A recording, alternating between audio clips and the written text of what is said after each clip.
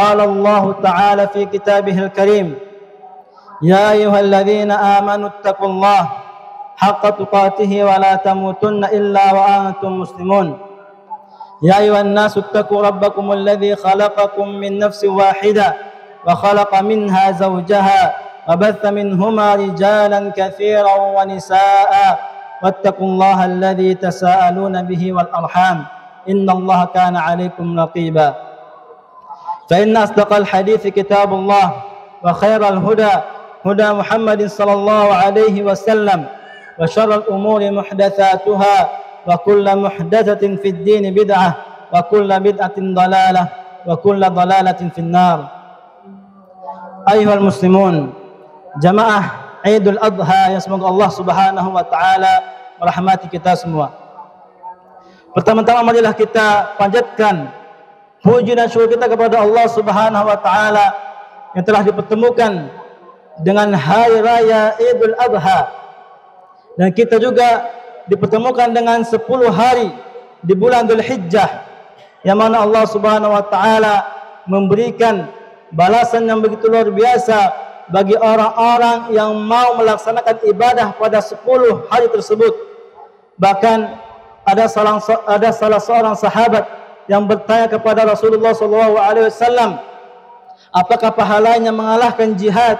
Maka beliau mengatakan, iya, kecuali seseorang yang berjihad dengan jiwa dan hartanya, kemudian dia tidak kembali lagi ke rumahnya, artinya dia mati syahid, artinya dia meninggal di medan perang, maka pahala ini lebih besar daripada pahala orang-orang yang melakukan amalan di 10 pertama di bulan Dzulhijjah. Ayyuhal muslimun, ketahuilah bahwasannya kita hidup di muka bumi ini tidak lain kecuali hanya untuk beribadah kepada Allah Subhanahu wa taala.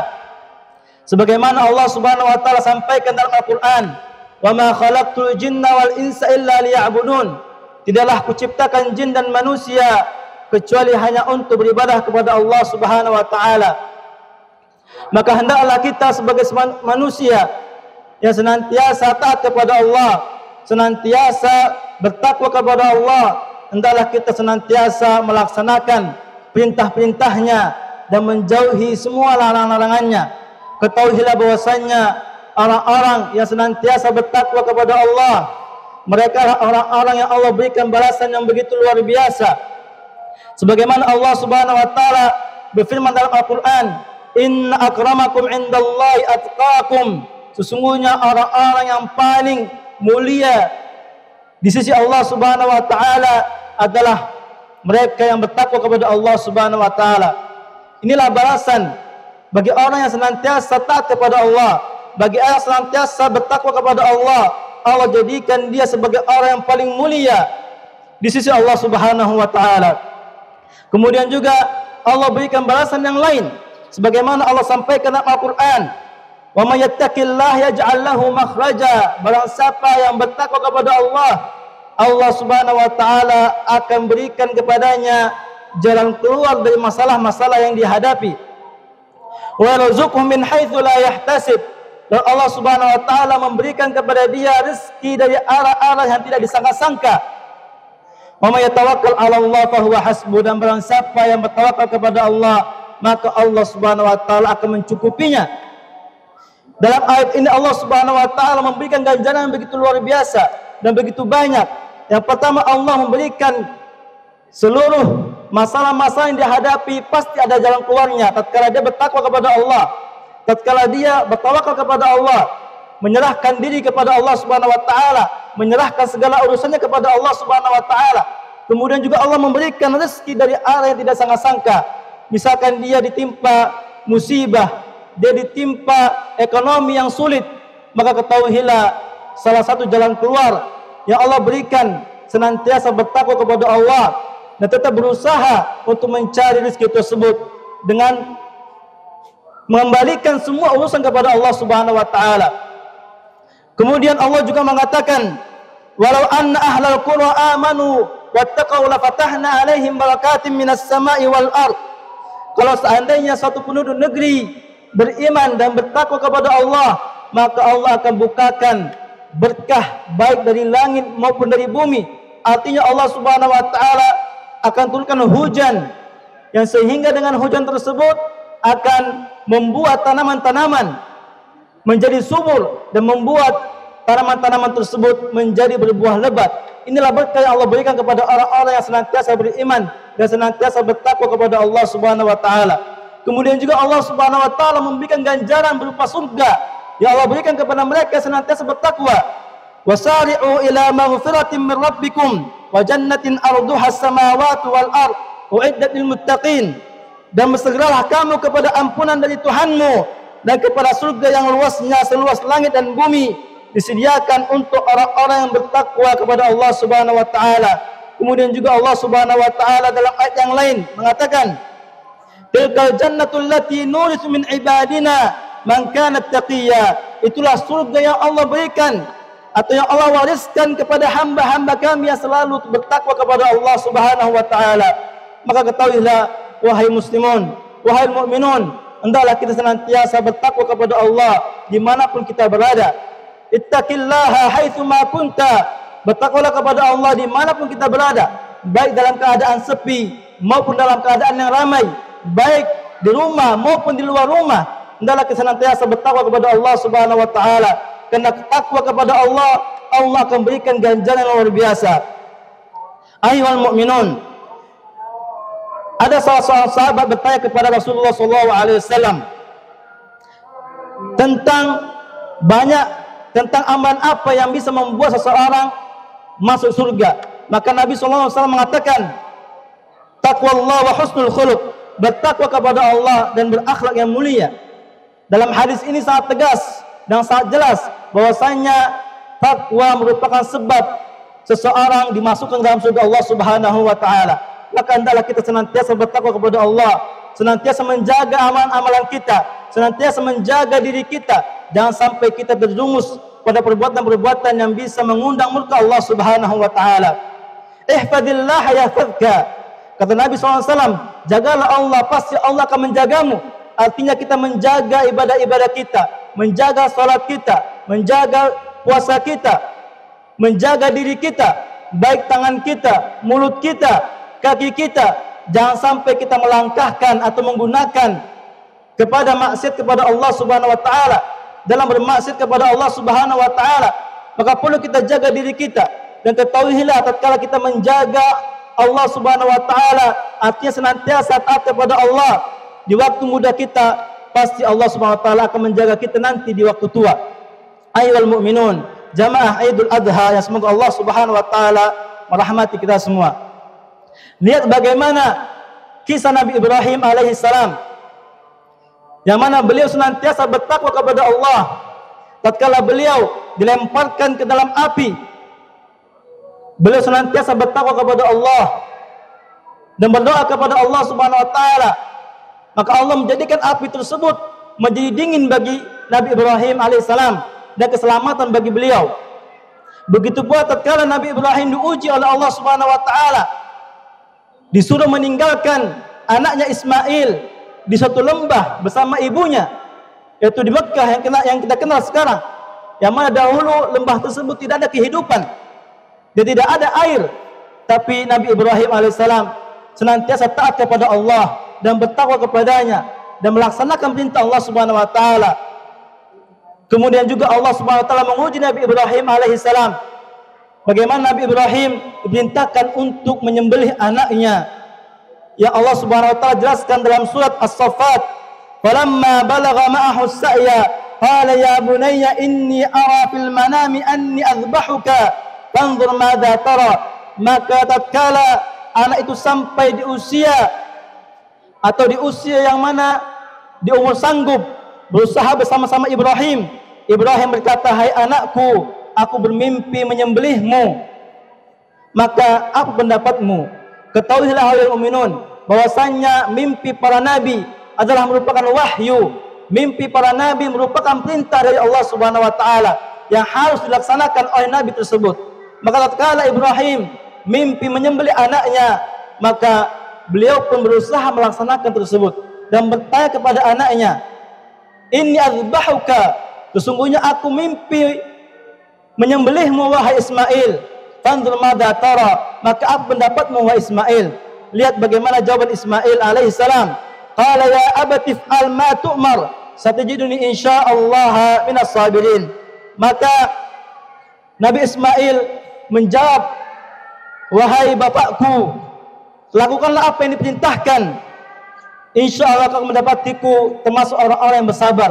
Inilah keimanan Nabi Ismail alaihi salam. Tatkala bapaknya meminta untuk menyembelihnya, Nabi Ismail pun taat kepada bapaknya, dikarenakan apa yang diminta oleh bapaknya merupakan wahyu dari Allah Subhanahu wa taala. Inilah keimanan Nabi Ibrahim dan Nabi Ismail alaihi wassalam. Falamma aslama wa tallahu lil jabin, tatkala keduanya telah berserah diri dan Ibrahim telah membaringkan Nabi Ismail di atas pelipisnya, maka nyatalah keduanya kesabarannya. Artinya tatkala Nabi Ibrahim alaihissalam telah menyiapkan Nabi Ismail dalam posisi hendak disembelih, maka Allah Subhanahu wa taala melihat telah nyata kesabaran keduanya. Allah Subhanahu wa taala telah mencukupkan ujian tersebut. Maka Allah mengatakan, wa nadainahu ayya Ibrahim, dan kami panggil wahai Ibrahim. Qad sadaqta ru'ya innaka dzalika najzil muhsinin. Kau telah membenarkan mimpimu, dan sesungguhnya itulah, demikianlah kami memberi balasan kepada orang-orang yang berbuat baik. Lihat bagaimana Allah Subhanahu wa taala membalas Nabi Ibrahim dengan ketaatan beliau kepada Allah Subhanahu wa taala. Wa fadainahu bidzabhin azim, maka Allah Subhanahu wa taala menggantikan Nabi Ismail dengan tembusan, dengan sembelihan yang besar. Allah gantikan Nabi Ismail dengan sembelihan yang besar. Ini bentuk ketakwaan Nabi Ibrahim alaihissalam kepada Allah Subhanahu wa taala, yang mana beliau senantiasa mau melaksanakan perintah Allah. Maka Allah Subhanahu wa taala memberikan jalan keluar, menggantikan anaknya dengan sembelihan yang besar. Kemudian juga Allah memberikan balasan yang lain. Wa tarakna alaihi fil akhirin, dan kami abadikan untuk Ibrahim itu pujian yang baik di kalangan orang-orang yang datang kemudian. Artinya Allah Subhanahu wa taala menjadikan Nabi Ibrahim sebagai suri tauladan untuk umat setelahnya. Lihat bagaimana kita mendengarkan kisah-kisah Nabi Ibrahim alaihissalam yang menjadi suri tauladan bagi kita. Kita bisa mendapatkan ibrah dan pelajaran yang begitu besar, pelajaran yang begitu banyak yang bisa kita ambil dari kisah Nabi Ibrahim alaihissalam, yang mana kisah ketakwaan beliau kepada Allah, kisah ketaatan beliau kepada Allah Subhanahu wa taala, sehingga Allah Subhanahu wa taala memberikan balasan yang begitu luar biasa. Allah abadikan dan Allah jadikan beliau sebagai suri tauladan bagi umat-umat setelahnya. Kemudian juga Allah memberikan balasan yang lain, yaitu salamun ala Ibrahim, yaitu kesejahteraan atau keselamatan bagi Ibrahim. Kadzalika najzil muhsinin, demikianlah kami beri balasan kepada orang-orang yang berbuat baik. Inilah balasan-balasan Allah Subhanahu wa taala yang Allah berikan kepada Nabi Ibrahim alaihi salam. Kemudian Allah Subhanahu wa taala memuji Nabi Ibrahim, innahu min ibadinal mu'minin, sesungguhnya Nabi Ibrahim termasuk hamba-hamba kami yang beriman. Artinya Allah Subhanahu wa taala mengatakan bahwasanya Nabi Ibrahim termasuk hamba-hambanya yang benar-benar beriman kepada Allah, benar-benar sungguh-sungguh beriman dan bertakwa kepada Allah Subhanahu wa taala. Ini pujian Allah kepada Nabi Ibrahim alaihissalam. Kemudian juga Allah Subhanahu wa taala memberikan kabar gembira kepada Nabi Ibrahim alaihissalam, wa basyarnahu bi ishaqa nabiyyan minas salihin, dan kami beri dia kabar gembira dengan keturunan seorang nabi, yaitu Nabi Ishaq alaihissalam. Kemudian juga Allah Subhanahu wa taala memberkahi Nabi Ibrahim dan Nabi Ishaq, wa barakna alaihi wa ala Ishaq, dan kami berkahi Ibrahim alaihissalam, dan begitu pula kami berkahi kepada Ishaq. Artinya Allah Subhanahu wa taala memberkahi Nabi Ibrahim serta keturunannya. Dan kita ketahui bersama bahwasanya Nabi Ibrahim memiliki banyak keturunan seorang nabi. Sebagaimana nabi kita juga, Nabi Muhammad SAW merupakan keturunan dari Nabi Ismail alaihissalam. Inilah balasan Allah Subhanahu wa taala kepada hamba-hambanya yang senantiasa bertakwa kepada Allah dan senantiasa bertawakal kepadanya. Aqulu qouli hadza wa astaghfirullah li wa lakum wa li sa'il muslimin wastaghfiruhu innahu wal ghafurur rahim.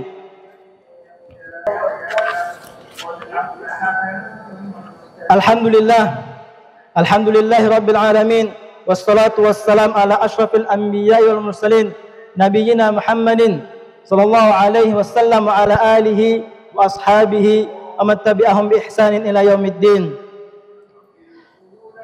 Allahu akbar, Allahu akbar, Allahu akbar walillahil hamd. Jamaah Idul Adha, yang semoga Allah Subhanahu wa taala memberkahi kita semua.